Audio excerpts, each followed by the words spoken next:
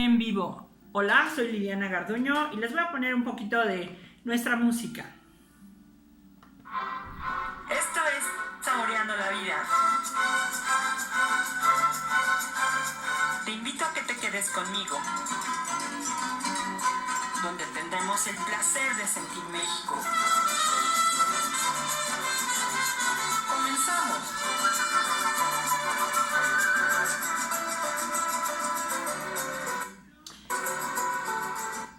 Este es nuestro programa Saboreando la Vida, es nuestra primera sección Saboreando la Vida, un programa que lleva 8 años al aire desde la Universidad de Anáhuac. Hoy estamos haciendo nuestro programa en vivo aquí en mi casa, que es la de ustedes, y todos aquí listos para que saludarlos a todos. Esto es un programa en vivo donde vamos a tratar el día de hoy cosas muy interesantes, entre las cuales se encuentra lo que es la colonia Doctores, una colonia de las más antiguas de la Ciudad de México y que tiene una historia sumamente importante. Les acabo de subir en el Facebook algunas fotografías que tomé y de alguna conferencia que di en la colonia, sobre la colonia Doctores, cuando fue su aniversario hace algunos años, y entonces nos dimos a la tarea, dentro de los recorridos que tenemos del programa Paseos Históricos, a ponerles información sobre este lugar.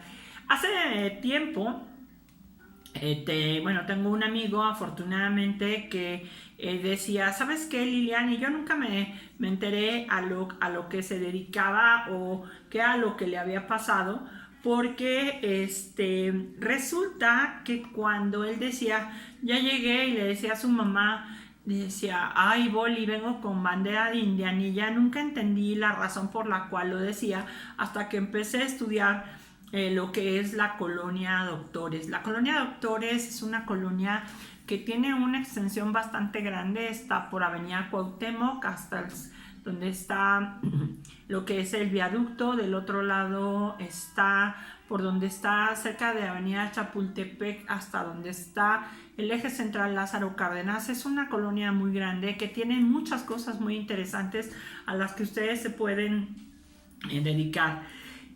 Es una colonia que data del siglo XIX y tiene iglesias, tiene panteones, tenía un panteón, tenía, por ejemplo, también otra de las cosas importantes es que tiene tranvías, y tenía tranvías, y eso de poner la bandera de indianilla era porque estuvieron los primeros tranvías en este lugar y tenía la cualidad de que la gente en un momento dado tomaba su tranvía, después fue trolebús y fue cambiando con el paso del tiempo, y entonces ponías lo que era tu bandera de indianilla cuando ya venías de regreso aquí a la Ciudad de México. Y cuando ponías la bandera de indianilla es que quería decir que tú agarrabas y ponías una bandera que decías que ibas a la terminal de los tranvías.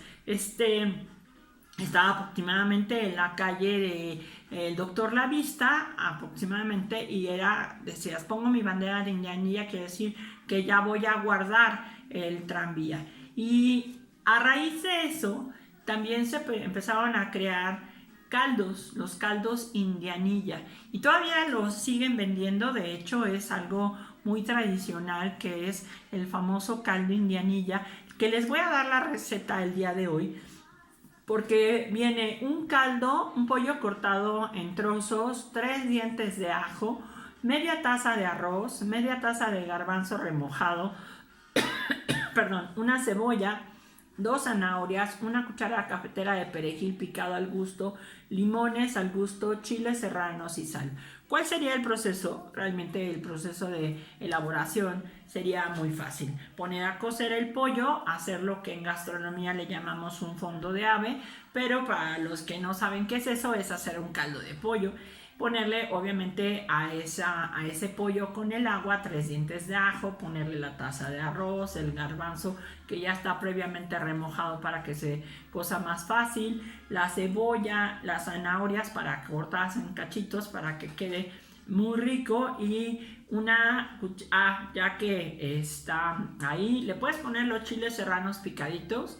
Yo prefiero que sean los chiles serranos o los chiles verdes picaditos, no de amor, de a mordidas, como dicen, y la sal. Esto es para que se haga un caldo, ¿no? Entonces cuando te lo sirven en un plato grandote, y cuando te lo sirven en este plato grandote, pues haces que revivas, por eso se llama caldos indianilla. Y lo que hacían es que a la gente y a los operadores que llegaban ahí, había un puesto en la parte de afuera de donde estaban los tranvías, y entonces la gente llegaba y se sentaba a tomar un caldo y le reconstituía. De ahí viene me recuerdo que viene algo interesante, que es precisamente cuando hacen la sopa restauradora, y esta sopa restauradora establece lo que va a ser los primeros restaurantes, que es venid a mí que yo os restauraré. Era una manera de decir que vengan la gente a sentarse a comer una rica sopa para restaurar las fuerzas.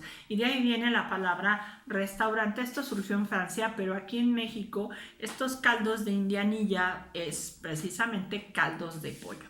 Y se dio a la tarea de que había gente muy ajajay y gente común, desde la gente que venía en los tranvías hacia la colonia Doctores, y se encerraban ahí los operadores, cualquier persona, pero en la noche, cuando salías de fiesta, la gente tomaba sus caldos ahí, y así podías ver a gente con estolas de mink. Para los que no saben lo que son las estolas, eran unas especie como de capitas pequeñas que cuando ibas a fiestas y reuniones salías de ahí con tu estola o con tu abrigo de mink, que es un tipo de animal que después ya platicaremos de esto, que son tradiciones que se han ido pasando con el paso del tiempo. Yo por ahí tengo una estola que fue de mi abuelita y después fue de mi mamá, después nos la heredó a mi hermana y a mí, bueno, y ahora es mía.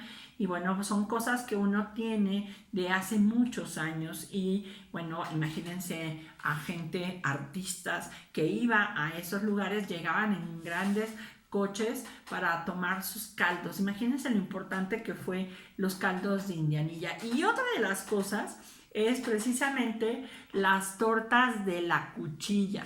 Unas tortas donde cuentan que iba nada más y nada menos que Pedro Infante a echarse sus tortas ahí.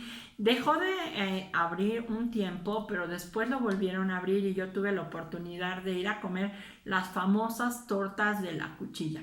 Posteriormente tenemos como cosas importantes los cines, y encontré dentro de mi biblioteca, que ya saben que yo tengo una gran cantidad de libros, unos libros que les voy a recomendar ampliamente, que se llama Espacios Distantes Aún Vivos. Estos espacios distantes aún vivos lo editó la Universidad Autónoma de Metropolitana, la UAM, Xochimilco, y habla dos chicos, que ahorita les doy el nombre, Francisco Adoldo Alfaro Salazar y Alejandro Ochoa Vega, fueron los que hicieron esta publicación. Me encantó, la hicieron, ahorita les digo la fecha. Este libro yo lo compré porque mi prima trabajaba en la UAM.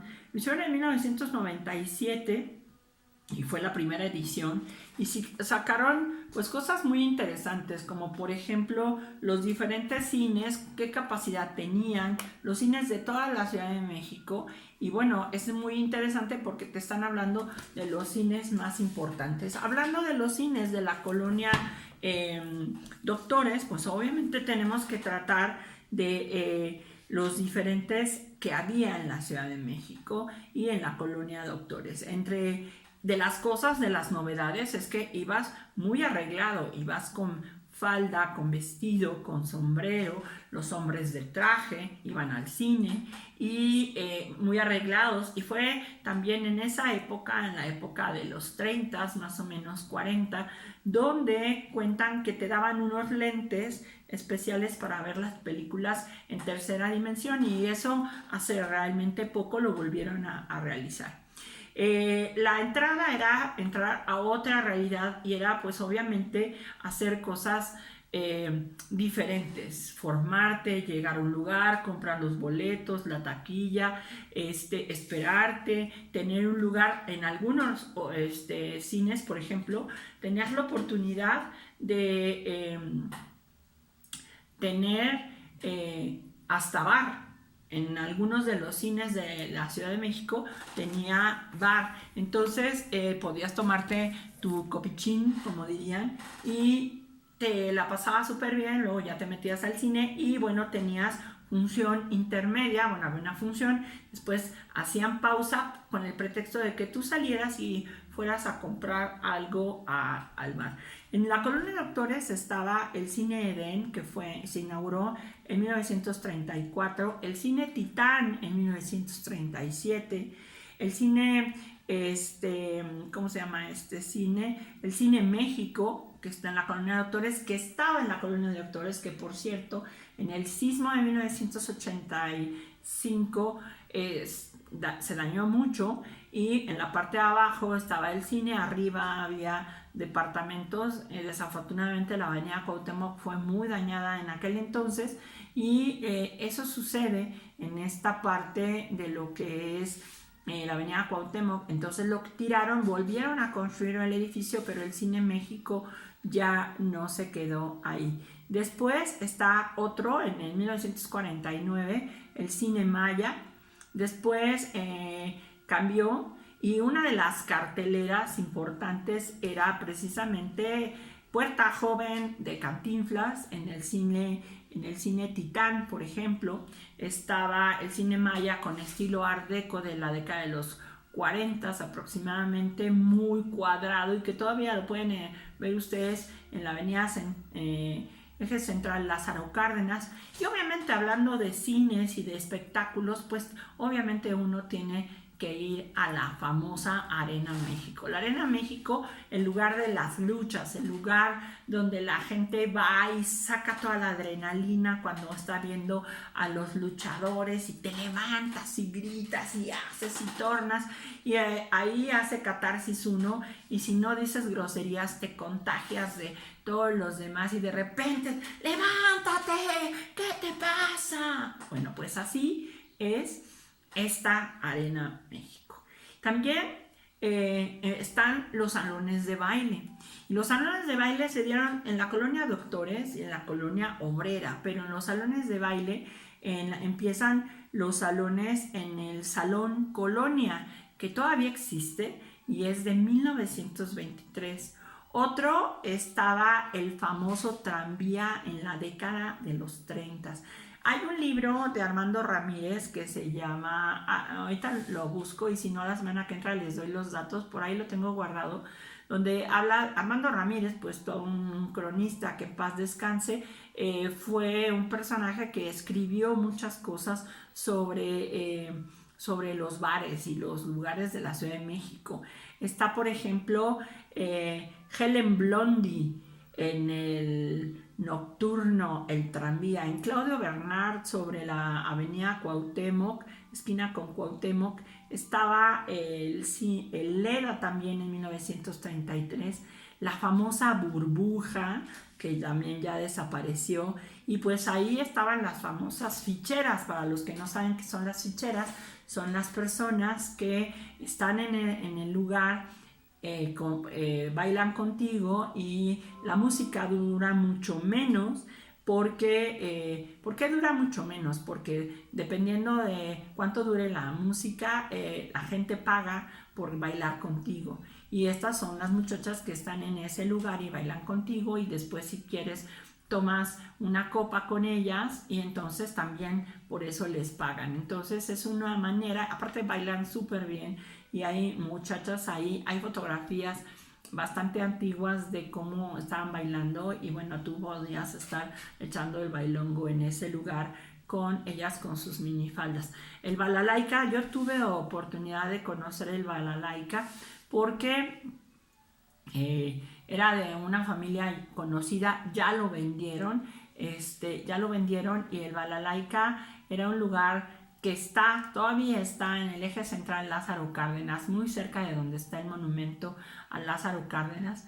Y en ese lugar llegabas, había muy buena música y nos cuidaban muchísimo porque obviamente cuando íbamos en un recorrido de cantinas y de lugares para bailar, empezábamos en el California Dancing Club. De ahí a las 6 de la tarde ya estábamos en el California. Bailamos, ahí no se sirve ninguna bebida alcohólica y lo que vas a hacer es ir a ver a bailar, pero también es ir a aprender a bailar, porque si no sabes te quedas en una parte, entonces estás viendo los pasos y los puedes reproducir.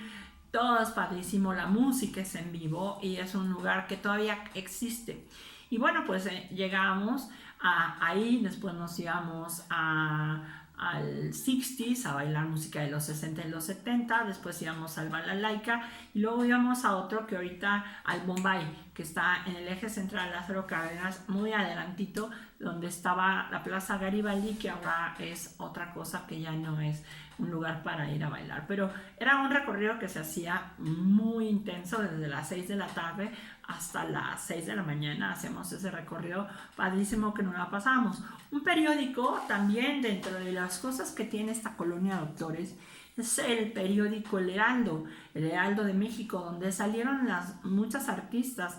El rostro de Heraldo, por ejemplo, Verónica Castro, si no me mal recuerdo, Lucía Méndez, salieron de este periódico y está en la colonia Doctores, muy cerca de donde está lo que era el Cine México, ahí estaba. Y uno de los lugares muy interesantes, que se cuentan muchas historias, es precisamente el Hotel Posada del Sol, en la década de los 50. Es un edificio neocolonial muy interesante que cuentan que tenía todo lo necesario de los hoteles en aquel entonces, así muy finos de aquel momento de los 50. Y en un momento fue INDECO, fue el Consejo de Recursos Naturales No Renovables, fue el Consejo de Recursos Minerales, y cuentan algunas historias dentro de un tipo de turismo que es el turismo de miedo, que algunas personas las dejaban meter en ese lugar y que se aparecían algunos personajes. Yo no sé porque nunca estuve, pero yo tuve la oportunidad de conocerlo cuando fue INDECO, porque mi hermana y mi cuñado trabajaban en ese lugar. Tiene decoraciones increíbles, como les digo, es neocolonial, tiene estructuras y esculturas de indígenas. Vale la pena conocerlo. Vitroblocks para dar luminosidad al espacio. Es un edificio neocolonial, pero también yo le podría decir que es ecléctico, que es de chile, mole y pozole, porque tiene de varios estilos, como le llamamos al eclecticismo. Y obviamente no podía faltar las escuelas. Y donde fue la cárcel de Belém, que fue justamente en donde está Avenida Chapultepec, entre Arcos de Belén, está un centro escolar, que fue la cárcel de Belén, que era una cárcel muy, muy fuerte, que por eso reempezaron a hacer otras cárceles como la Lecumberri, y después de ahí se hicieron los cerezos, los centros de recuperación social, sí, en los cerezos de recuperación social, y uno de ellos, justamente donde estaba lo que era la cárcel de Belén, pues hicieron un centro escolar. El centro escolar Revolución, una cosa increíble, maravillosa, la cual tiene desde kinder, primaria y secundaria.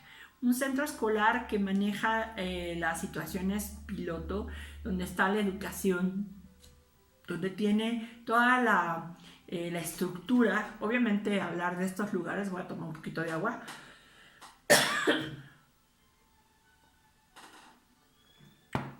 Donde tiene todos los programas pilotos, se desarrollan ahí.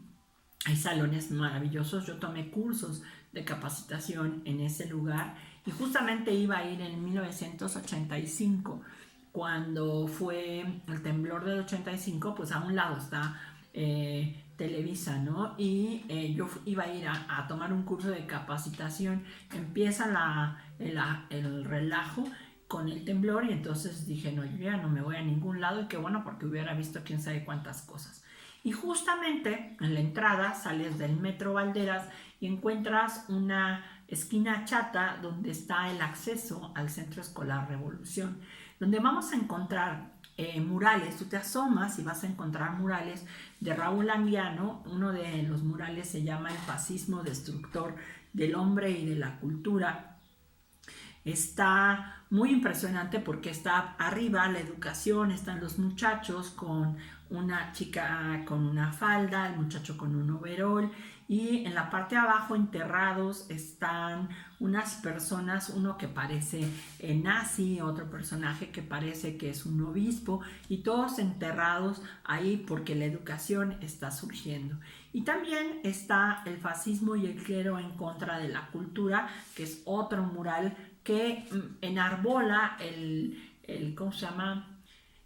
Lo que es la hoz y el martillo, los símbolos socialistas, porque durante esta época el presidente Cárdenas impulsó mucho la educación y decía que la educación era lo primero y que se tenía que establecer, cosa muy sabia que hizo él. También hay unos vitrales impresionantes que son los vitrales del Centro Escolar Revolución, que fueron puestos en 1934, hechos por Fermín Revueltas, haciendo alusión a todo lo que es nuestro país, las zonas arqueológicas, la naturaleza, el universo, el fuego, todos los hábitats que tenemos, y están en la parte interior. Y hablando de arte y de murales, obviamente que hay centros donde la gente va a estar viviendo, y entonces van a hacer un edificio, una serie de departamentos en la colonia Doctores, que los hacen en 1956 en unos departamentos que son de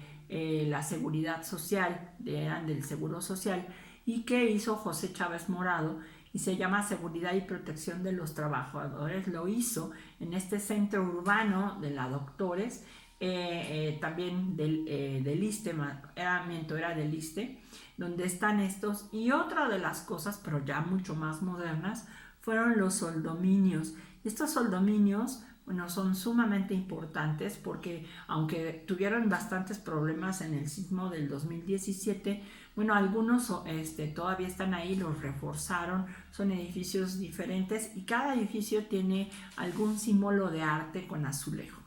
Hablando de la Doctores, obviamente tienes que hablar de uno de los centros más importantes de la salud, que es el centro, ¿cómo se llama? Está el Centro Médico Nacional Siglo XXI. Y ustedes dirán, bueno, ¿y por qué el Centro Nacional Siglo XXI es importante desde el punto de vista artístico? Sí, y quiero decirles que hemos estado en este lugar y se hizo un homenaje al rescate, y lo hizo José Chávez Morado en 1989, donde está el mural, o sea, como si estuviera dañado, como cuarteado, están los personajes que ayudaron, toda la gente que estuvo ayudando y lo que pasó en el centro, porque toda la gente empezó a sacar a los enfermos y demás, las enfermeras y demás. Conozco gente que estuvo trabajando en ese momento y que es un homenaje precisamente a la gente que estuvo ayudando. Está la gente triste, destruida por la situación, pero el pueblo ayudando y el pueblo renaciendo con esta alegoría de un árbol. También está la alegoría de los símbolos patrios que hizo un personaje que se llama Adrián Brun, y sobre la solidaridad. Está también, por ejemplo, el símbolo del Seguro Social. Les voy a contar un chisme, porque resulta que mi mamá era dibujante. En alguna ocasión les voy a enseñar algunos dibujos que hizo mi mamá, porque ella era dibujante profesional. Entonces dice que cuando estuvo trabajando en publicidad, ella hizo uno de los primeros bocetos del símbolo del Seguro Social, y que después Salvador Zapata Agüero retoma este logo, que es el primer logo que hacen del Seguro Social, que hizo el boceto mi mamá, y después yo creo que él lo toma y lo rehace, o no sé qué haya hecho, pero me contaba justamente esta parte, ¿no? Salvador Zapata Agüero hace el lema Seguridad para Todos en 1934. Luego están obras de Federico Cantú. Hemos hablado de Federico Cantú en muchas ocasiones, donde podemos ver relieves con símbolos prehispánicos, los teotihuacanos, los en Naucalpan también, y hay muchas cosas. Y este es un monumento dedicado a Ignacio García Telles, que fue uno de los fundadores del Instituto Mexicano del Seguro Social, y el escultor de esta gran monumental imagen es el escultor Julián Martínez. Está una imagen de uno de los doctores, siendo que es el Centro Médico Siglo XXI, de Ernesto Tamariz. Está la escultura de Hipócrates, el primer doctor. Está también el símbolo de el Seguro Social, el águila protegiendo a la madre y la madre protegiendo y abrazando a un bebé. Esto está en la parte entrando del lado izquierdo, ahí se encuentra. Y obviamente de Luis Ortiz Monasterio, la maternidad con el águila, que es una verdadera belleza, al igual que de Ortiz Monasterio, el jaguar con el águila. Y así se ve posteriormente la evolución y el futuro de la ciencia médica. Esto es un poco de lo que hay en la colonia Doctores, y esto es una pequeña semblanza. No estoy diciendo que sea lo más importante, porque hay mucho más. Me comentan en el chat de Facebook que dice: hace muchos años, pero muchos, mi papá nos llevaba a comer caldos indianilla. Qué bueno, Pati, y unas ricas tostadas. El chef Evia nos está saludando. Saludos también a Julieta Rico, compañera del programa Paseos Históricos, Mari Carmen Mateos, María Elena Díaz. Hola a la chef Cicia Tinoco. Julieta, hay que organizar otro recorrido nocturno. Sí, con mucho gusto, ya estamos en ese rollo. Mitzi, vamos a hacer otro recorrido. Hola, Raúl, ¿cómo estás? Qué gusto saludarte. Juan, hola, mi querido Juan José Suárez García, es una maravilla, diseñador gráfico. Él me hizo mi muñequita de Minimi, así chiquitita, después se las pongo, ahí por ahí ando, los quiero mucho. Y está, por ejemplo, Berta también. Y bueno, pues esperamos que les esté gustando el programa, pero pues ya hablamos de la ciudad. Pero otro de los programas que tenemos dentro del programa Saboreando la Vida es el Sabor de México. El Sabor de México, y vamos a empezar con que les van a dar ganas de comer. Señoras y señores, ahorita vamos a tener 2 y 3 actividades interesantes. Y bueno, pues ni modo. Debido a que ayer me encontré dentro de todos mis libros, que tengo unos pocos,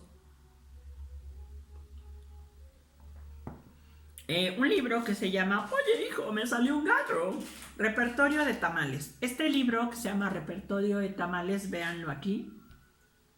Este es de una colección que se llama Cocina Indígena y Popular, es el número 15 del Consejo Nacional de Cultura y las Artes. Hay varios, este es el número 15, hay hasta el 60 y tantos, que es sobre la Ciudad de México, que es muy bueno, por cierto. Y entonces, pues les comento este libro. Este libro tiene para mí un simbolismo especial. ¿Por qué? Porque a mí la persona que me introdujo en este rollo de la gastronomía fue mi jefa, la doctora Guadalupe Pérez San Vicente. Y resulta que la doctora Guadalupe Pérez San Vicente es la persona que hace este libro, Repertorio de Tamales, Guadalupe Pérez San Vicente, que en paz descanse. Yo tuve el honor de trabajar con ella. Era una persona inteligente, muy capaz, le encantaba la comida, de veras que le encantaba la comida. Era un ser humano maravilloso e increíble. Y Julieta dice: muy interesante la plática, mi papá está muy entretenido, puedes felicitarlo, please. El viernes, el señor papá de Julieta, no me acuerdo cómo se llama, pero por favor, le mando un abrazo tremendo. Ahí le voy a contar después un chiste y bueno, pues ni modo, voy a hacer que se ría y que se le antojen cosas. Muchas gracias y espero que se la pase muy bien, señor. Un abrazo gigante desde aquí de mi casa, que es la suya, y pues espero que estén en contacto con nosotros siempre y que nos estén viendo y que el programa sea de su gusto. Bueno, pues la doctora Guadalupe Pérez San Vicente escribió este libro. De hecho, ahorita estoy dirigiendo una tesis sobre los tamales, pero mis alumnos van a hacer una investigación, y Raúl y Fabiola y Josué, que el Josué vive en Xochimilco y algunos de mis alumnos están en contacto conmigo, bueno, todos los días que tenemos clase.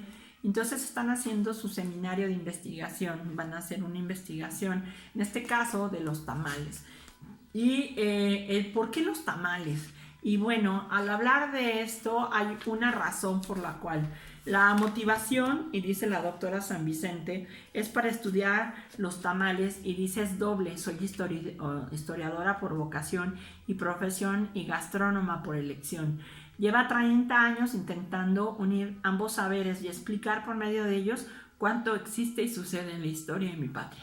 Los tamales son para mí el primer género clásico de cocina mexicana y mesoamericana que abarca todo el territorio del dominio del país, el grano divino que nos constituye, el maíz. Y por eso siempre yo tengo, y se los voy a mostrar, y ya se los he mostrado en algunas ocasiones, los diferentes, aunque tengo muchos, los diferentes tipos de maíz. Aquí tenemos diferentes tipos de maíz. Este maíz es un maíz muy especial que tiene diferentes tonalidades. Si se dan cuenta, hay gris, rosa, un poquito más rojo, blanco, medio transparente.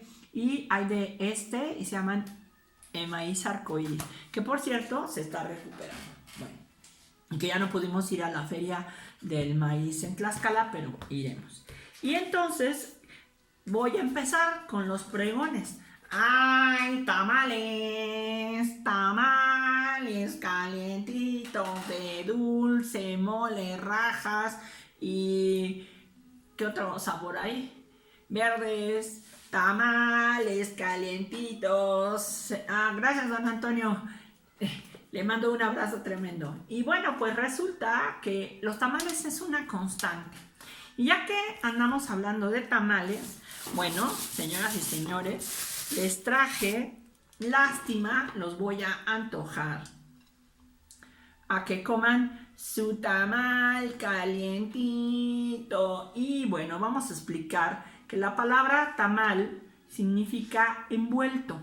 Tamales hay de muchos sabores y colores. Y esto que está envolviendo nuestro tamal, de ahí viene la palabra tamali, envuelto.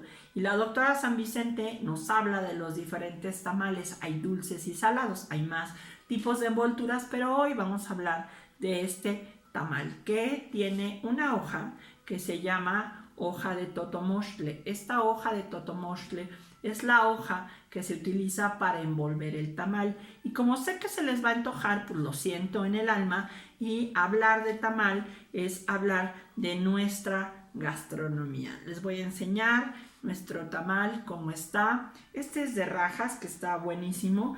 No me lo voy a comer ahorita porque ya desayuné. Y me lo echaré, yo creo que hoy en la noche o mañana en la mañana. Total, la puerta de la casa es bastante grande y voy a poder salir, pero de todas maneras ya estamos haciendo ejercicio. Entonces, los tamales hay de todas las formas y sabores. Los tamales es de las envolturas que tienen los tamales. Y vamos a hablar por qué de los tamales y por qué son tan importantes. La doctora San Vicente, que en paz descanse, yo tengo un libro que me regaló y me dedicó ella, aparte que tenía la fortuna de conocer a su familia y a su gente, y era una mujer dulce y maravillosa. Le regalé, la última vez que la vi, le regalé un frasco en forma de maíz porque amaba el maíz de una manera impresionante. Y entonces, hablar de los tamales es dependiendo. Hay tamales desde pequeñitos que... dice Pati que sí se le antojan. Tamales que son pequeñitos, así, que son de la zona norte, que son una delicia y que son bien caros, pero son una verdadera delicia. Y tenemos tamales muy grandes como el zacahuil, de la zona de la Huasteca. Hay en Hidalgo, por ejemplo, hay en Veracruz. Y el tamal más grande es el zacahuil, que tiene muchos sabores, pero también tiene maíz. Entonces, está el nacatamal, que es de Guerrero. De hecho, dirige una tesis sobre el nacatamal, en donde uno de mis alumnos de la Escuela Panamericana de Hotelería hizo su tesis sobre estos nacatamales, que son tamales que no tienen casi sabor, son salados, pero se sirven de acompañamiento. Entonces, dependiendo del tamal o de la parte de cómo se envuelva, porque puede ser envuelto con hoja de maíz, puede ser envuelto con hoja de plátano, puede ser hecho con diferentes tipos de hojas. Entonces, déjenme, les estoy poniendo las envolturas. Es involtino, significa envuelto, como lo conoce Sofía Loren, dice la doctora San Vicente, y pueden ser arropados con hojas de maíz secas y remojadas. Tienen que ser remojadas para que puedas meter bien el relleno de la masa. Pueden ser de hojas de plátano pasadas por el fuego, y esto me queda muy claro porque en enero, si no mal recuerdo, hice con un exalumno mío en su casa y con un amigo de ellos que es de Chiapas un tamal buenísimo con un mole delicioso. Y entonces, resulta que tienes que tatemar las hojas para que puedan quedarse, porque si no se rompen cuando las empiezas a doblar. Entonces, tienen que ser pasadas por el fuego. Hay hojas de maíz verde arrancadas de la milpa. Hay tamales envueltos en acelgas, en hojas de chaya, envueltos en casi todo vegetal comestible, y el tamal es un bocadillo. ¿A qué horas comer el tamal? Bueno, el tamal se puede comer a cualquier hora. ¿Tienes antojo de tamales? Come el tamal. No les voy a decir cuántas calorías tiene, pero no se lo coman con atole porque sería una bomba, pero cómanselo o con un café, o con un té, o con un vaso de leche. Pero bueno, ahí se los dejo a su elección. El tamal es un platillo completo. Puedes comprar varios tamales, puedes comprar varios tamales del mismo sabor, por ejemplo, verdes. Entonces los aplastas y los pones en una traste de vidrio. No me acuerdo cómo se llaman. Tienen una marca, pero no puedo decir marcas. Entonces, transparente de vidrio, y los machacas. ¿Cómo se llaman, chicos? Escríbanme por ahí cómo se llaman estos trastes. Ya me acordé, refractarios. Y entonces, cuando lo estás haciendo, hasta se me hizo agua la boca de tenerlo aquí a un lado, que soy muy tragona. Entonces, los pones y machacas el tamal y lo pones ahí. No lo machacas mucho, sino nada más lo aplastas y lo pones de base.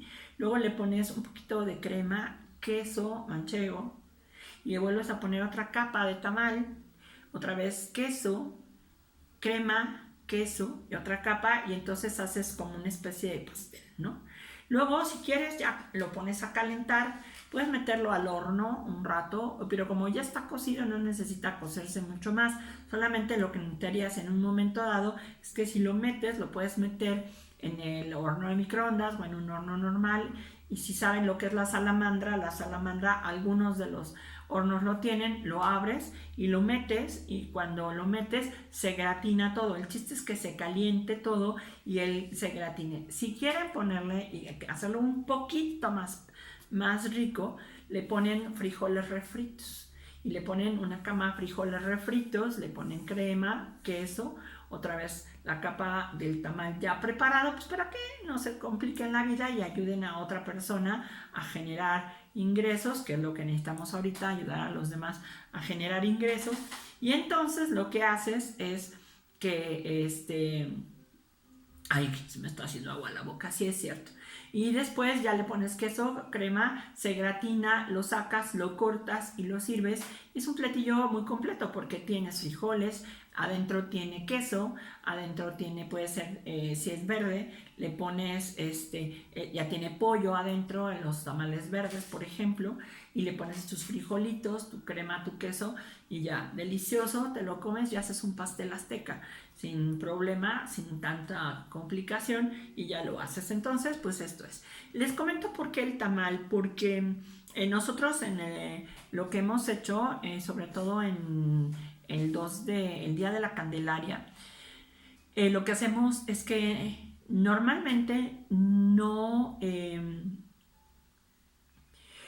hacemos de que el compadre lleva los tamales. No, lo que hacemos nosotros es que me llevo un grupo de tamales. Sí, está muy buena la receta, ¿no?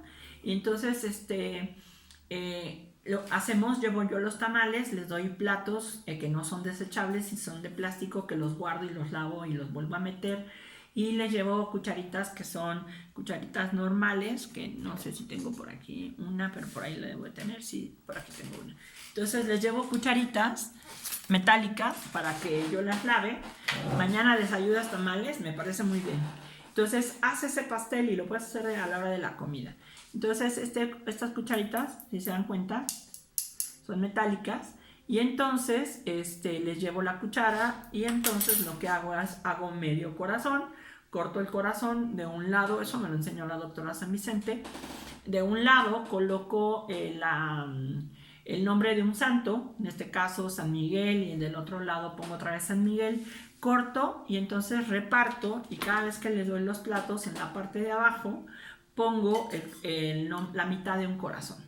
Entonces les reparto sus tamales, los llevo yo y con mucho gusto lo hago y los quiero mucho a la gente que va conmigo a los recorridos y les doy su tamal. Entonces les digo, pues busquen por favor a la persona que tiene la mitad del corazón. Entonces es una tradición que solamente la hacía la doctora San Vicente y que tuve el honor de aprenderla y que dice que en su casa la hacían desde hace mucho tiempo. Ahorita la doctora seguramente debería de estar ya cumpliendo más de 90 años. Le voy a preguntar a Sol Rubí de la Borbolla, que seguramente ella debe saber cuántos años tendría la doctora. Y le pones el corazón, entonces ya se lo acaban de comer. Bueno, esto que levanten su plato y busquen por favor a la persona que está a un lado. Y ya la persona que está a un lado empieza a buscar a la otra persona que tiene a San Miguel también, o en la otra persona le tocó San Rafael, a otra le tocó la Virgen de Guadalupe. Esto es un poco con el tema religioso, porque lo que representa la Candelaria es representar la luz, la candela, la luz de Dios sigue estando dentro de ti. Esto es un tema religioso, pero el Día de la Candelaria es recordar que el niño Dios nació y recordar que esta luz ya está dentro de ti. Entonces reunirse con la gente que amas es una manera de despertar y hacer alusión al valor que tiene el niño Dios, y en este caso la luz de Dios en ti. Es muy interesante esto, y entonces la gente normalmente siempre se sienta junta, entonces nunca pones el corazón de San Miguel junto a otro de San Miguel, sino que lo pones lejos y entonces lo empiezas a ver. Y es muy interesante porque la gente, una de sus características es que tiene que intercambiar el teléfono de la otra y se hacen compadres y duran un año, y la consigna es cuidar a la otra persona para que la otra persona, si necesita algo, a lo mejor no la conoces, pero no importa, el chiste es que la conozcas y que compartas la luz de Dios en una fiesta que es una reunión para justamente comer unos ricos tamales, convivir con diferentes personas, y esto se hace en la fiesta de la Candelaria. Y este libro de tamales habla precisamente la doctora San Vicente de la fiesta de la Candelaria. Les voy a decir los nombres de diferentes tamales que hay en todo el mundo. Hay los vaporcitos, los quimbolitos, los chanchamitos, los chipiles, los humitas, el tamal al plato, el antioqueño, tamales de berenjena, cartageños. No nada más México tiene tamales, quiero decirles que en muchos países de Latinoamérica hay tamales. Entonces se hacen, la feria del tamal, por ejemplo, se hace en el exconvento de Culhuacán y vale la pena. Los tamales de calabaza, el tamal de